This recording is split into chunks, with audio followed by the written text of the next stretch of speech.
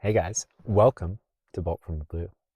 Today we have a tarot reading for you, long form, from the pine forest, where it is gently raining. It's a beautiful sound, really fine raindrops. Today we're going to start out with a card from my storybook deck. Probably get just starting energy here. I hope you're all doing phenomenally well. Qui-Gon Jinn meditating behind the blast shield. So this is card number 81. This is from Star Wars Episode 1.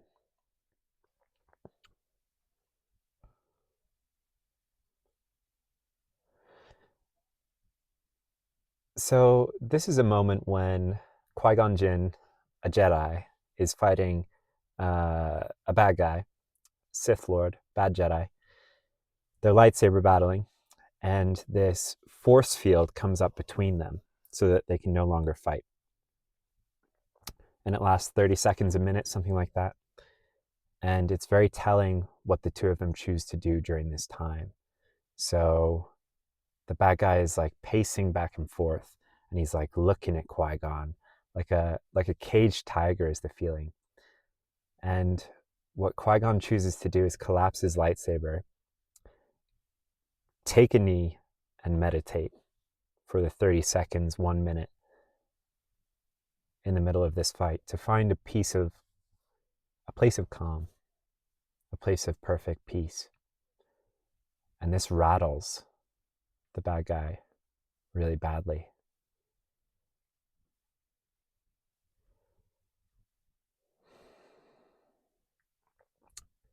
There's always time to meditate, is what this card comes out to say. There's always time to find that moment of perfect peace, to create it, even in the heat of a battle. And 30 seconds really counts. 30 seconds counts, guys. You might feel like, oh, I failed.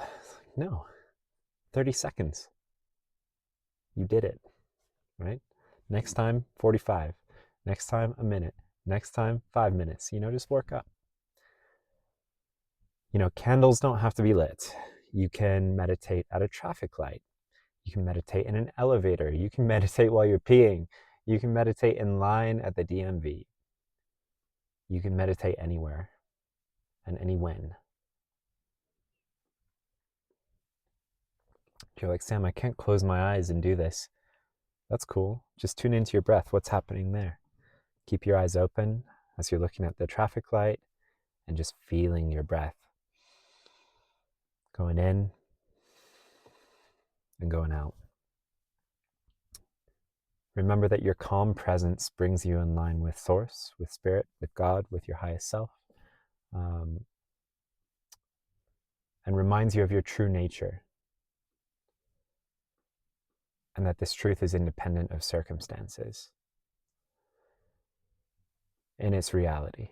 It's hard to get in touch with, but the more that we make it a habit, it's simple, but not always easy. The more it is habitual, the easier it gets, though. And the more that your everyday mode of consciousness lines up with that truth with a capital T, of the true nature of things,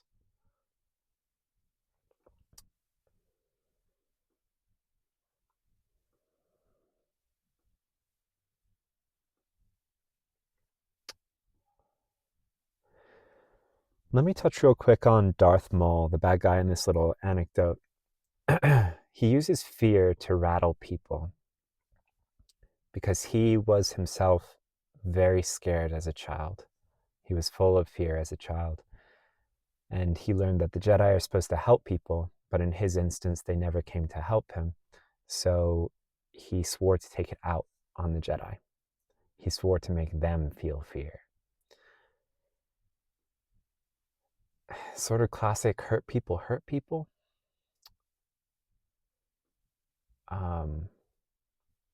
Instead of deciding that no one should have to suffer like he did again, and that he would be their defender, instead he sought revenge. There's a message that comes out with this card as a reminder to say, don't let someone else's fear become yours. Very often we can be feeling a fear, a dread, uncertainty that isn't even ours, or is purely a nervous system thing. And as soon as we're able to find that place of peace within us, we realize that it was never real. It was never real. Or at the very least, it was never ours.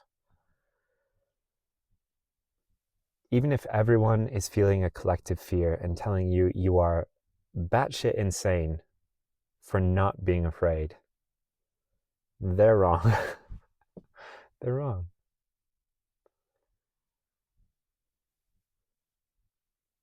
Fear is delusion and illusion. It's not real. Remember that your spiritual calm terrifies demons, however you want to think about them.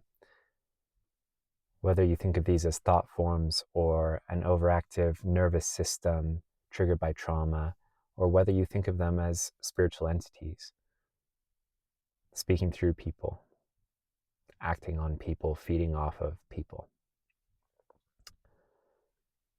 Your spiritual calm is your greatest defense, either way, because you're in touch with the highest consciousness of love. And love is the underlying and fundamental reality. It's real. Fear is not.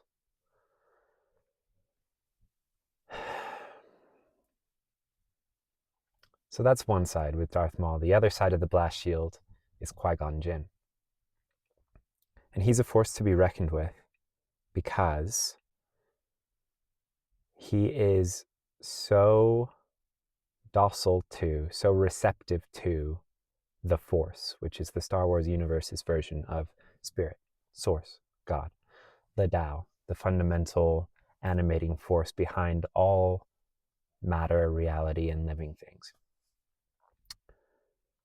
The Sith, the evil Jedi, feared Qui-Gon Jinn more than any other Jedi, more than Master Yoda, more than Master Windu. Not because he was the most powerful, not because he was the most intelligent or wise, not because he was physically domineering, but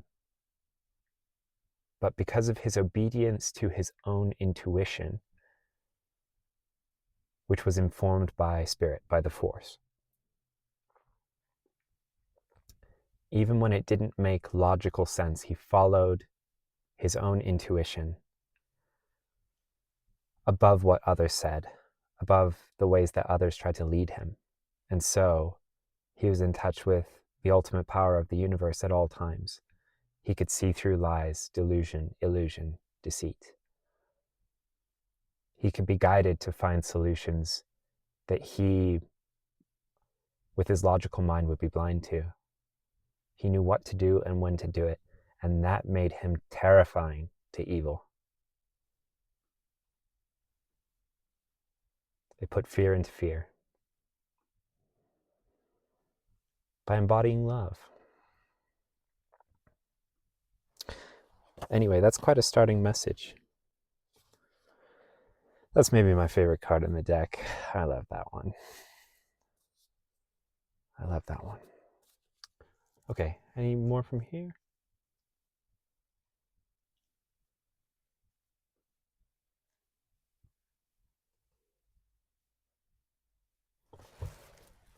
All right, we're just going to do Oracle of Destiny. This is a deck based on palmistry. Some beautiful art in this deck.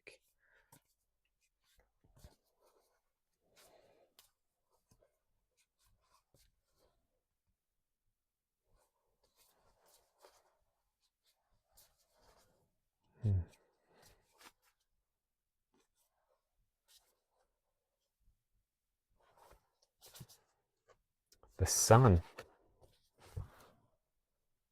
check that out.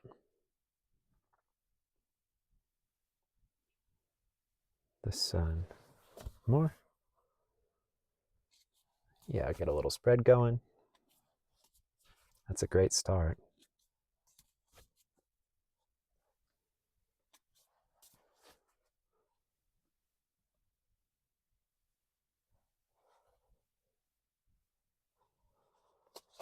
Bottom of the deck, color.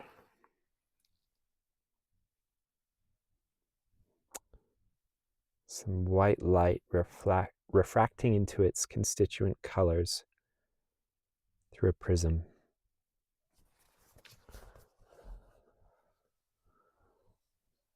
More.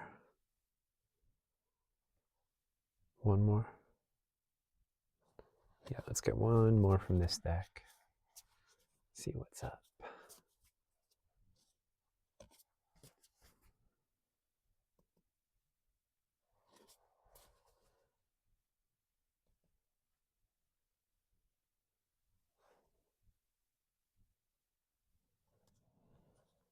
I think it's this one.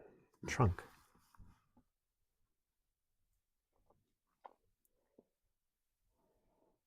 So this deck has 3 different tree cards. One is branches, one is trunk, and one is roots.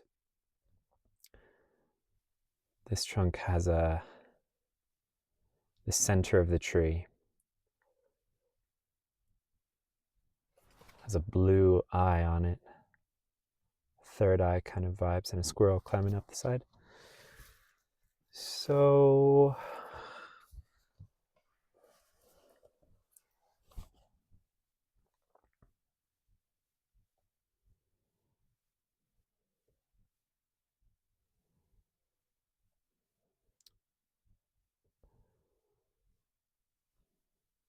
with this sun card, do you see how, like, there are hands in a lot of these cards, but in this one, the hand is a completely clear vessel.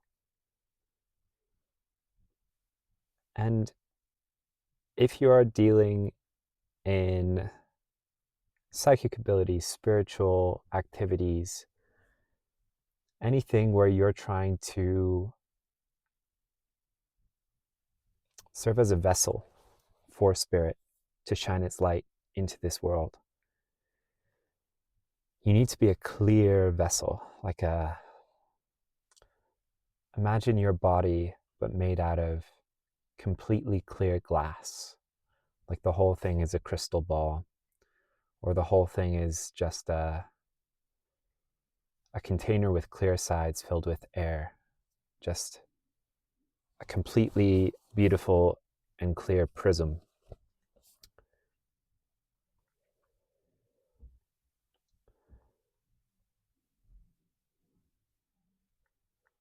And you can get closer to this state through prayer, through meditation,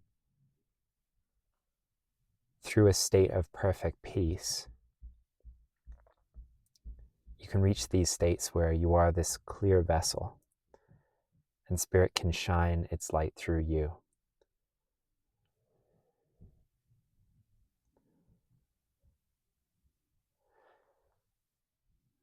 I want to say for someone here, this is even like spirit can heal through your hands. With the sun shining out of the middle of the palm here, it's kind of like Reiki, energy healing, these kinds of practices, laying hands on someone. You may be able to send energy through your hands. That's for someone here. But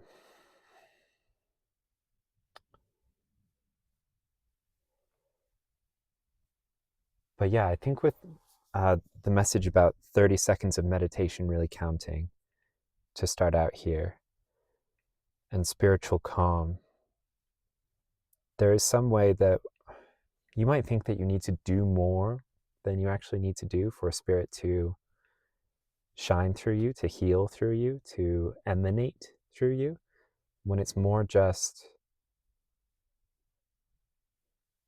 allowing your ego to step aside and asking for spirit to shine through you, to speak through you, to act through you, to send the perfect energies through you.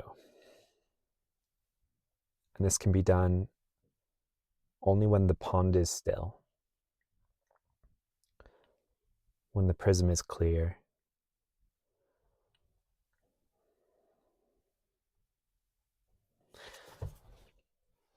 So there's something about when you are this clear vessel,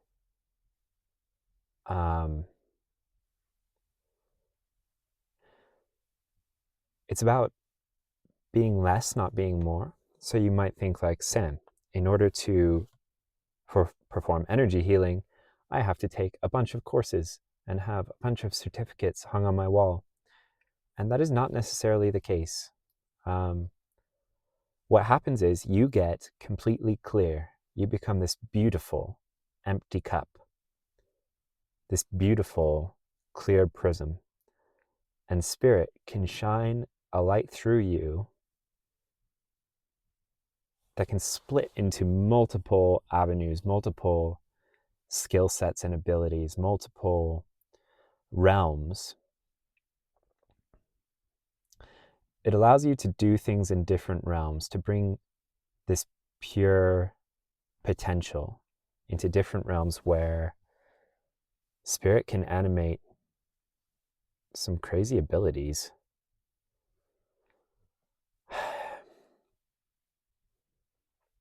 It's like by being this perfectly clear vessel, you can embody this bright white light, which can be refracted into all of the colors, into any activity you choose. It's not that you have to be really, really good at any one thing, or that you have to do anything special in any particular realm. And it's more that as long as you are this clear vessel, spirit can shine through you no matter what you do. No matter what task, realm, ability, skill set you turn to, spirit can shine through you and bless and heal and uplift and bring the perfect energies needed.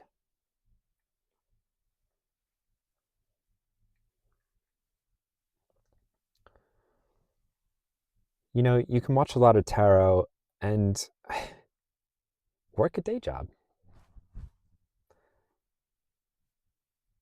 Like this can be you getting so in touch with your spirituality, having such a deep relationship with God and spirit and source, and doing so much inner work that it blesses your 9 to 5. That everything you do shines completely. Or this can be you saying, Sam, I want to do something spiritual to help others, but I don't know what. And spirit's kind of just like, well, just pick something or multiple things. That's cool too. We'll make sure that the light refracts correctly through your vessel. We'll bless the world through you. Just do the things. Do them in faith. Do them knowing that you don't have to do anything special. Your connection to spirit is what is special. The clarity of your vessel is what is special. And yeah, you're shining this onto the world to bless not just this squirrel in particular. In shamanism, they talk about a model of the universe that is a world tree. It's the same in Norse mythology. So the branches, the leaves, that's where the gods live, the celestial realm. The roots underneath the earth, that's typically some sort of underworld. And then the trunk of the tree is where you and I live in the 3D. Midgard. It's what you are doing is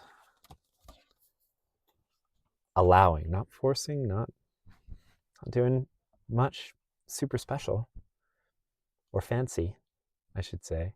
Nothing fancy, but the result is pretty fancy. So the result is pretty cool because you're shining the light of spirit into Midgard, into the 3D, into the world around you, onto all of the creatures you encounter, the animals, the people, the trees, the supermarkets.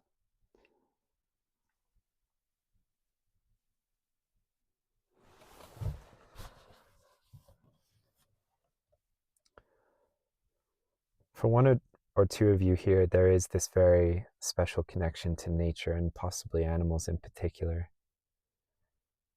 Maybe fungi as well. There's a mushroom here. But something about animals benefiting from your connection to spirit. Are you being more deeply able to connect with them? To speak with them even with the third eye?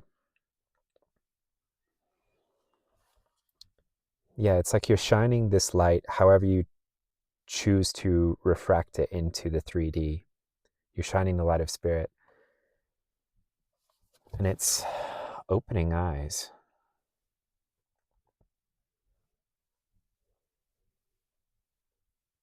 There might be some way in which what you do opens others' third eyes, awakens them to their psychic and spiritual abilities, or even just gets them to think like, wonder if I could do that. And you know that they can, right?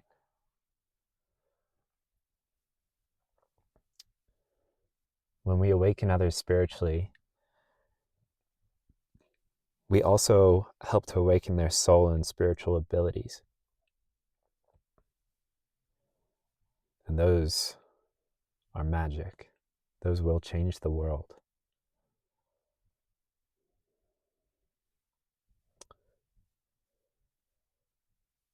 Yeah. Okay. Anything else, Spirit?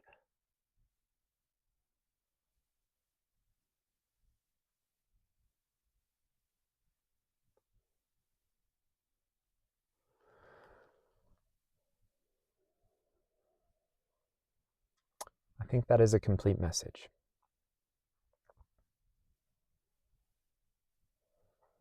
Yeah.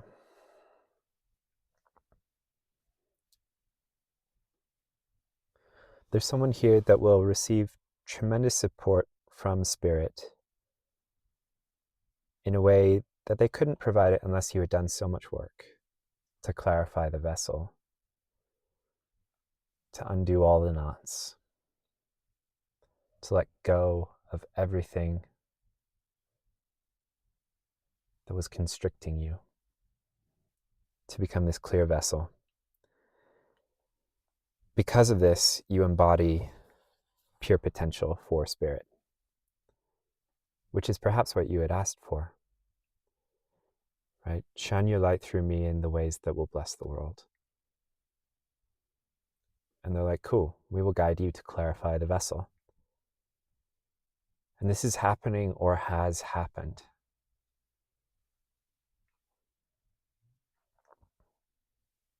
Some people will say this is an ongoing process forever. But this message wouldn't come out unless there's enough clarity for Spirit to shine some real beauty into the world.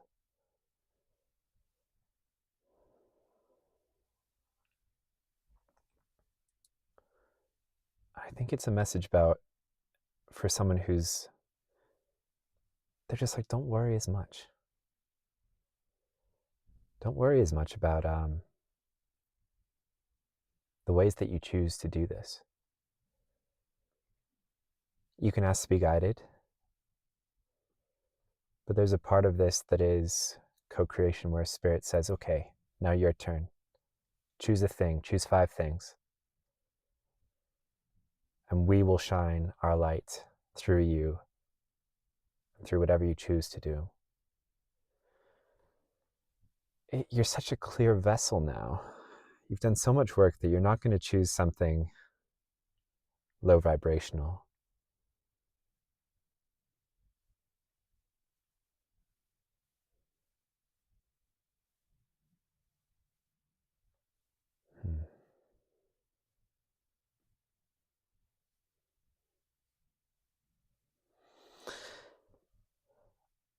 I want to be cautious, but I keep having like my liver area triggered, which is usually spirit trying to tell me something about the shadow.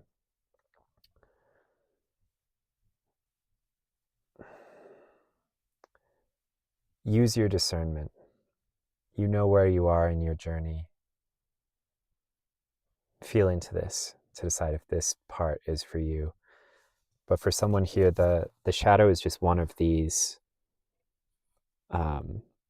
refracted colors of light.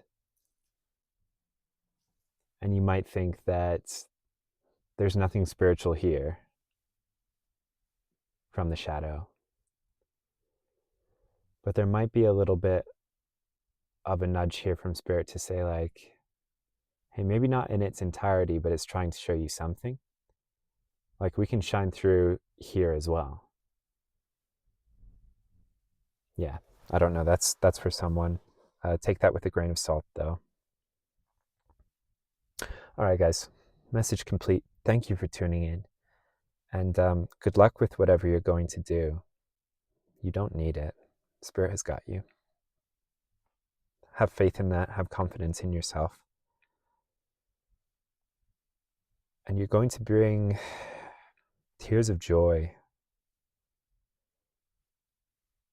to people who never realized